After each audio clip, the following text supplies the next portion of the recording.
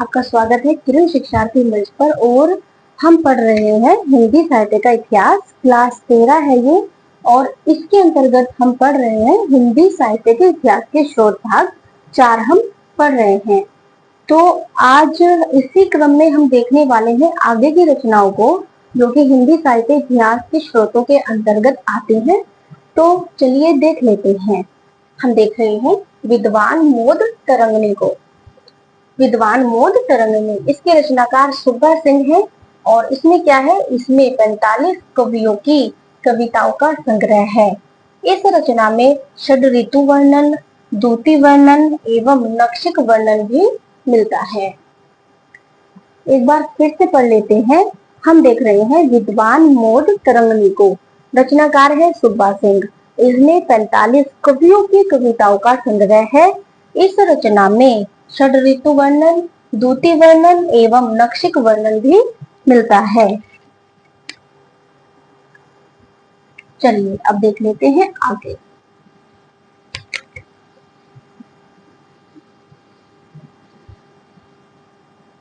12वीं रचना को।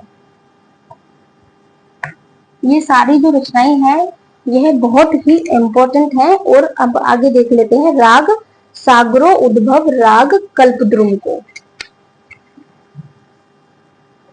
राग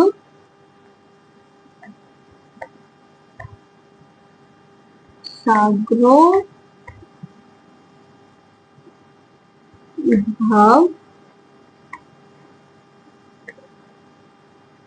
राग सागरो उद्भव राग कल्पद्रुम। राग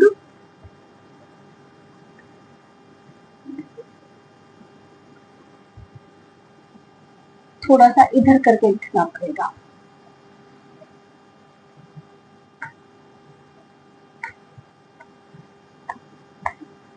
राग सागरोद्भव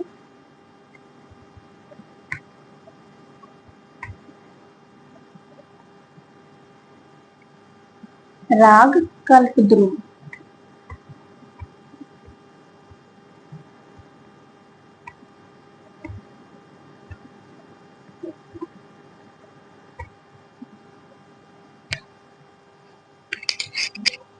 इसके जो रचनाकार हैं वो है कृष्णानंद व्यासदेव। रचनाकार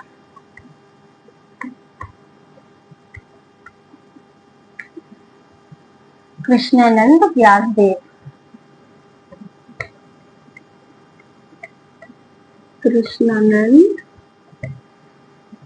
व्यासदेव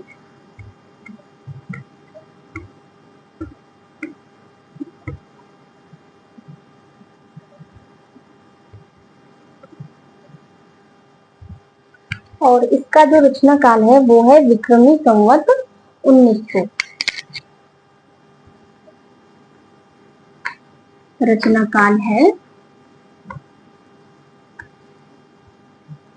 विक्रमी संवत 1900।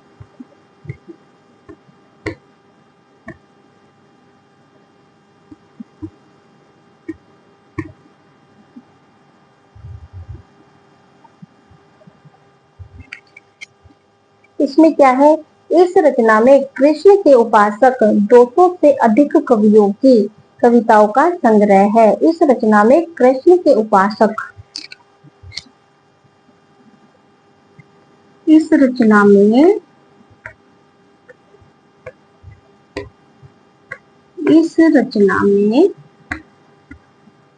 कृष्ण के उपासक, कृष्ण के उपासक 200 कवियों की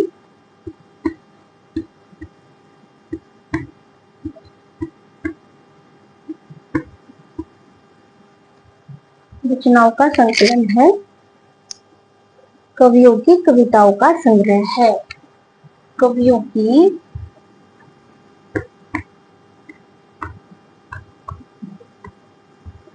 कविताओं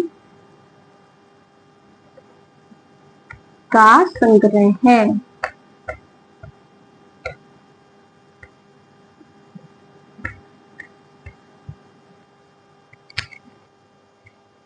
इस रचना के 3 भाग हैं।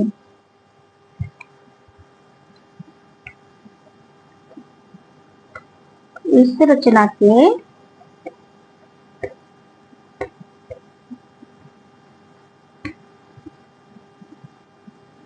3 भाग हैं।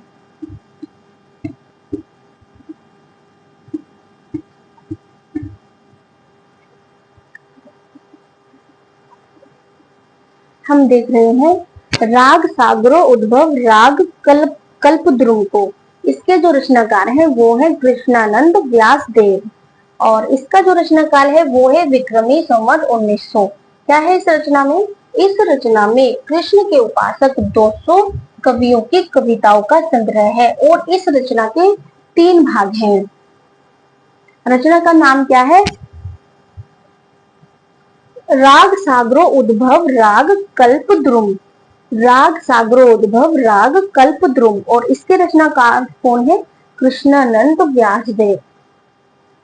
ठीक है, और इस रचना के 3 भाग हैं। और अगली रचना है कवित रत्नाकर माता दीन मिश्र।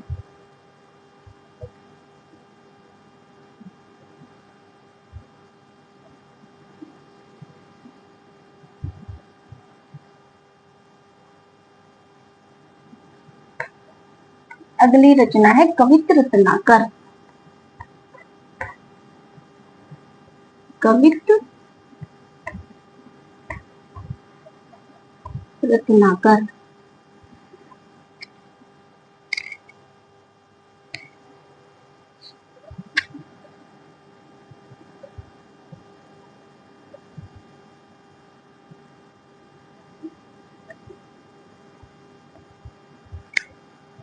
रचनाकार कौन है? माता दीन मिश्र।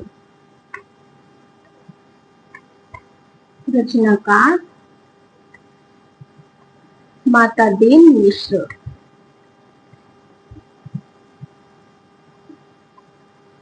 माता दीन मिश्र।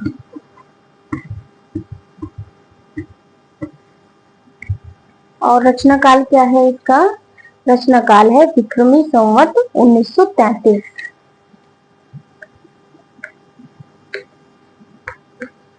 रचनाकाल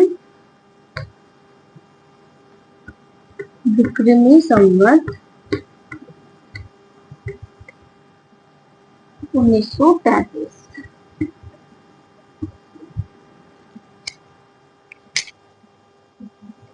20 कवियों के काव्य का संग्रह। इसमें क्या है? इसमें 20 कवियों के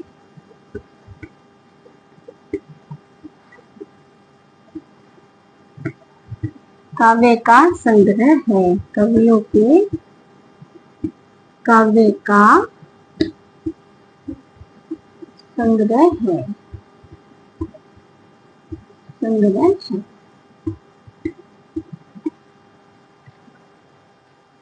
तो अब हम देख रहे हैं कवित रत्नाकर को। कवित रत्नाकर के जो रचनाकार है वो है माता दीन मिश्र। रचनाकाल है विक्रमी संवत 1933 ईस्वी। इसमें 20 कवियों के काव्य का संग्रह है। अब नेक्स्ट हम देखने वाले हैं वो है श्रृंगार संग्रह।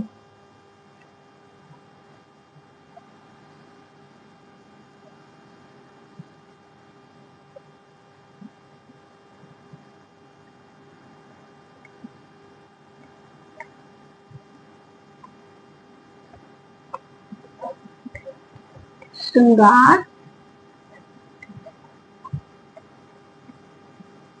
संग्रह के जो रचनाकार है वो है सरदार कवि। श्रृंगार संग्रह के रचनाकार हैं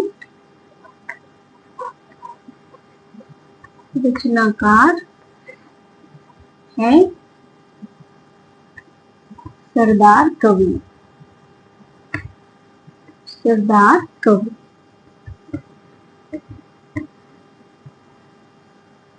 और इसका जो रचना काल है वो है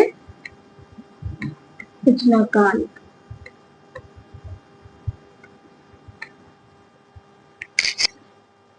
विक्रमी संवत 1904।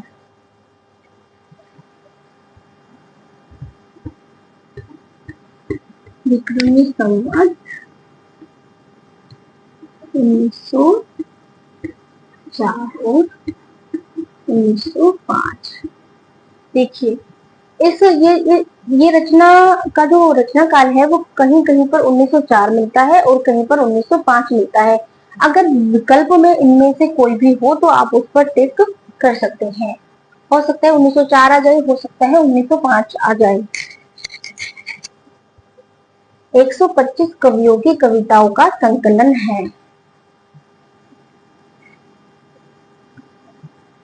इसमें 125 कवियों की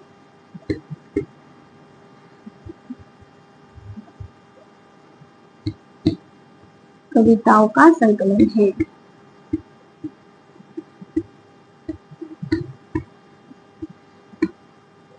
कविताओं का संकलन है।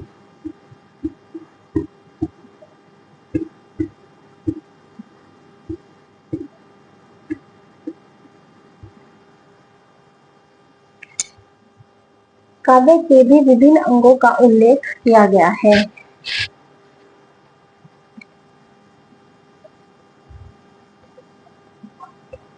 इसमें काव्य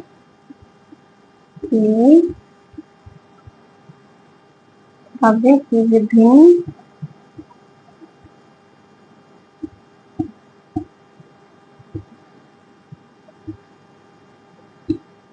अंगों का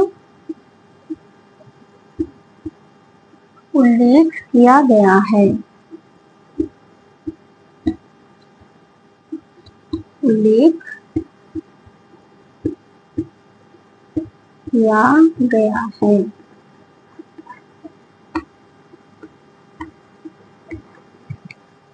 हम देख रहे हैं श्रृंगार संग्रह को। श्रृंगार संग्रह के रचनाकार सरदार कवि हैं।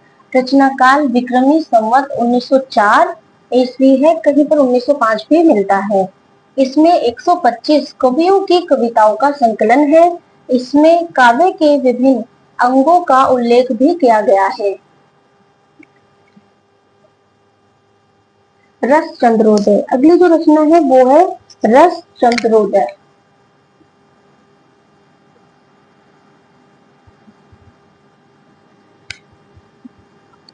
अगली रचना हम देख रहे हैं रस चंद्रोदय को।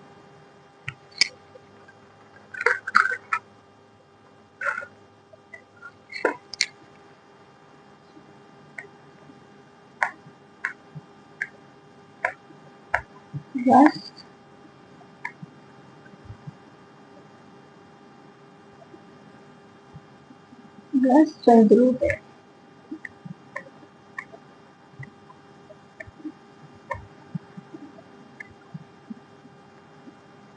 इसके रचनाकार हैं ठाकुर प्रसाद त्रिपाठी।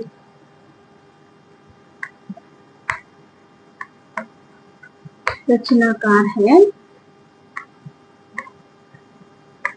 ठाकुर प्रसाद त्रिपाठी।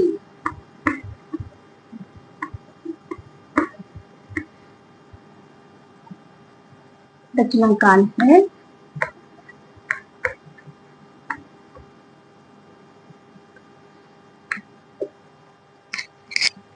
इसका जो रचना काल है वो है विक्रमी संवत 1920। विक्रमी संवत 1920। इसमें क्या दिया गया है? बुंदेलखंड के 242 कवियों का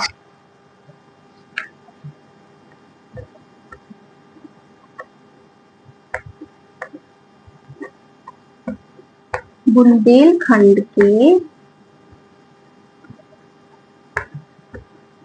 242 कवियों का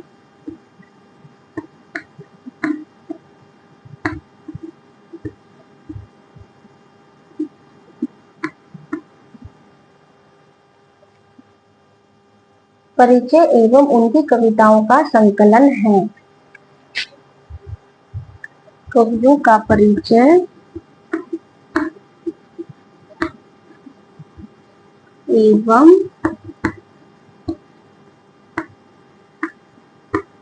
उनकी कविताओं का संकलन है। उनकी कविताओं का संकलन है।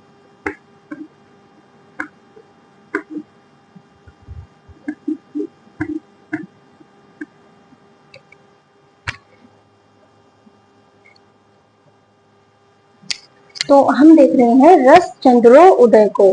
रसचंद्रोदय के जो रचनाकार है वो है ठाकुर प्रताप त्रिपाठी और इसका जो रचनाकाल है वो है विक्रमी संवत 1920 ईस्वी। इसमें क्या है, इसमें बुंदेलखंड के 242 कवियों का परिचय एवं उनकी कविताओं का संकलन है। हम देख रहे हैं रसचंद्रोदय को। रचनाकार है ठाकुर प्रताप त्रिपाठी, रचनाकाल है विक्रमी संवत 1920। इसमें क्या है, इसमें है बुंदेलखंड के 242 कवियों का परिचय एवं उनकी कविताओं का संकलन है। ठीक है, अब देख लेते हैं आगे की रचनाओं को।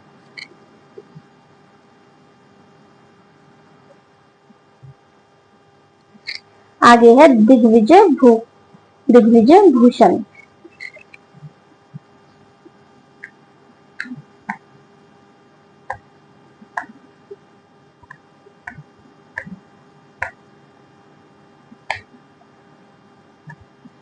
दिग्विजय भूषण या भूषण।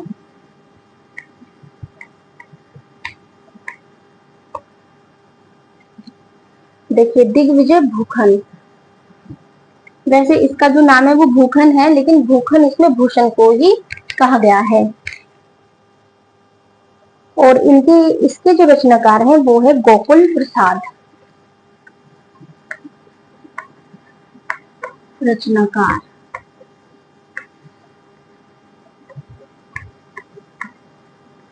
गोकुल प्रसाद।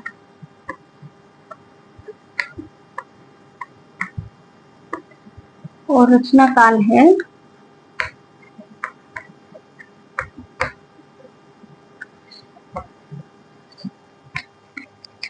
रचनाकाल है 1926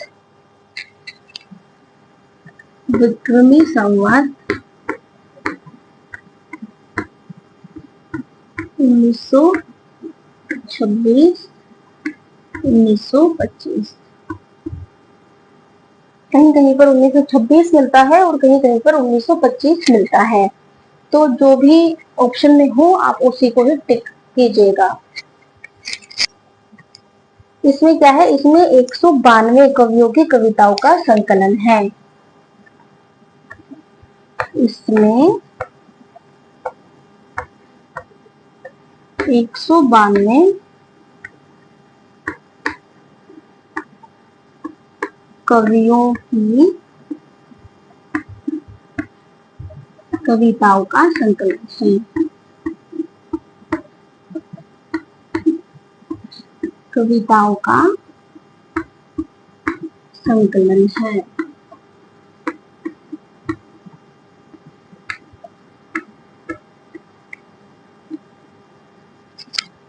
हम देख रहे हैं दिग्विजय भूषण को। वैसे तो इसका नाम दिग्विजय भूषण है, लेकिन भूषण यहाँ पर भूषण को कहा गया है। ठीक है, और इसके जो रचनाकार हैं वो हैं गोकुल प्रसाद। रचनाकाल है विक्रमी संवत 1926 या 1925। इसमें 192 कवियों की कविताओं का संकलन है। अगर अगर आप नोट्स बनाएंगे तो बहुत अच्छा होगा। ये क्लासेस मैं छोटी छोटी क्लासेस है मेरी, मैं लेकिन बिल्कुल डीपली पढ़ा रही हूँ। अगर आप नोट्स बनाते हैं तो आपको बहुत ही ज्यादा फायदा होने वाला है। और मैं पढ़ाती हूँ हिंदी साहित्य का इतिहास, 0 लेवल से शुरू किया है। तो अच्छा होगा कि आप अपने नोट्स तैयार करें। और यदि आपको मेरी वीडियो अच्छी लगती है तो प्लीज चैनल को सब्सक्राइब करिए और बेल आइकन को प्रेस करना ना भूलें, ताकि मेरी क्लास का नोटिफिकेशन आप तक पहुंचे सबसे पहले। धन्यवाद।